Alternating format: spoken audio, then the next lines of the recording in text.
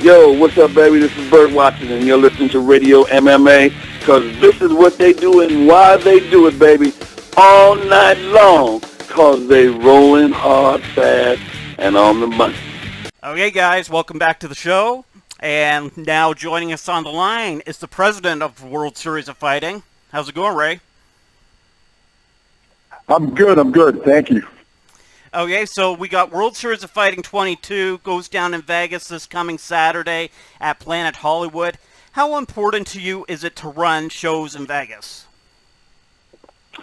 It's obviously fun for us to be at home, but it's also, important that we get to move around and have the fans all over the country as well as all over the world get to see what Where's the Fighting is all about and get to see a show live. So, no, it's great to have a show in Vegas. I mean, we love to do have the shows here at home, but we enjoy being, traveling also.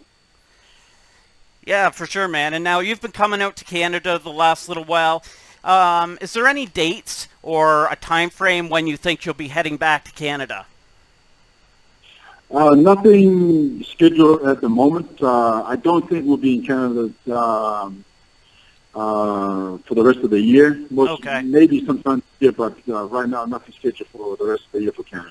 So one of the fights coming up this weekend I'm most excited for is this Thiago Silva versus Mike Kyle fight. Kyle is only like 2-4 in his last 6 fights, but he's always a game fighter. He always brings it. I've been a huge fan of his since Strikeforce. And then you got Thiago. He's coming off the loss, and I wouldn't want to be across the cage from him. He's probably the scariest dude in all of MMA. Just talk about this fight. No, absolutely. Both guys, they both bring it. They both come to fight. Mike Kyle, most definitely, he always shows up, and so does Thiago Silva. So it makes it for an exciting fight. They both come off losses, so I think they both want to come out and prove something because they definitely want to get a win, and especially because they're facing each other. So I think it makes it for a real exciting fight where these guys really got to put it on the line and showcase what they can do.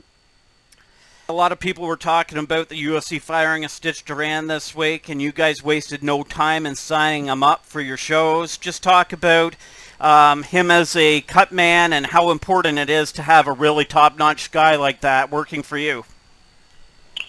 No, absolutely. I mean, we're very honored to have Stitch. Stitch and I have known each other for well over 15 years.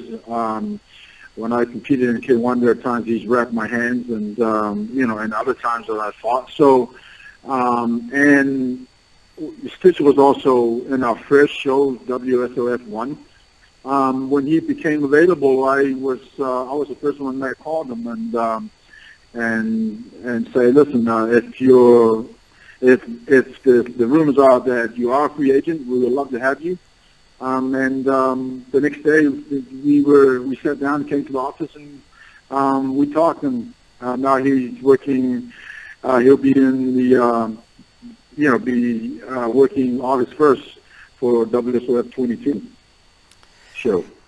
Okay, man. So you're a great president, but do you ever get the itch to get back in the cage or get back into the ring? Every time I'm in the gym, I get the itch. For sure. I love what I do, and I enjoy being in the gym, and I enjoy competition. It's just a matter of finding time, and those doors and windows are slowly closing fast in terms of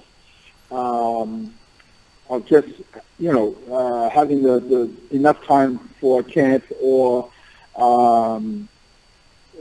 Age is also a factor in this, scenario. So I just got to wait and see and see what happens.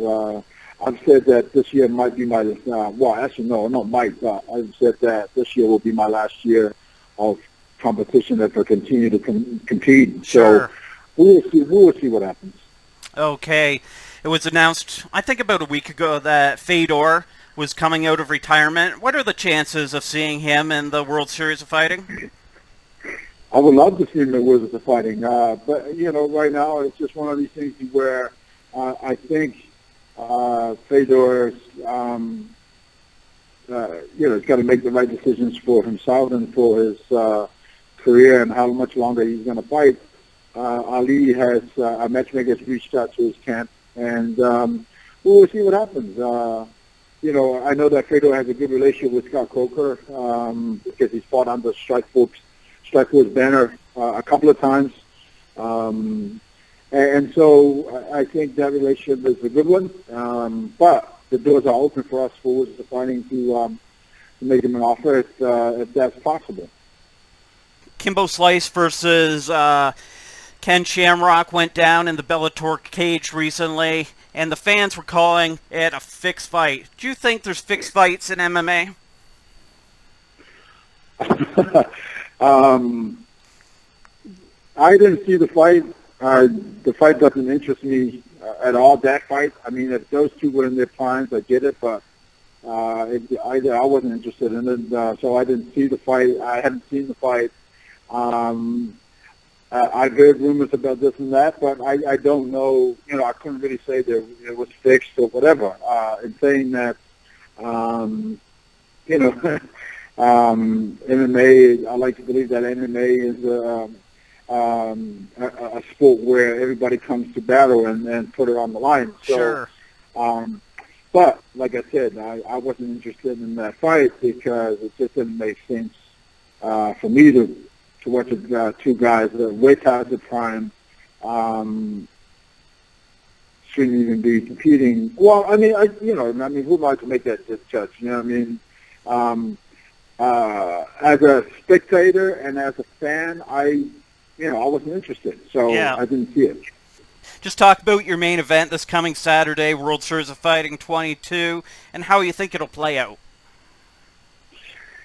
Well, I mean, it's a great main event. It's a great fight. Both fighters are, finishers. They're both very good on the ground. I think it will be somewhat I think it may start off standing, which, obviously it does, but I think that both of them will probably try and throw some stuff to try and get the other to the ground and get, better positioning and top position, whatever. But, there's no love lost there. Jake is very well, as said, he just likes the way he fights. He just likes what he's done in the past, and so he wants to go out there and put some hurt on him as well as take that title. So I think it makes it very interesting, and we all know what Harris can do. I mean, he's a master of what he does. Sure. And so I actually was very surprised he was able to put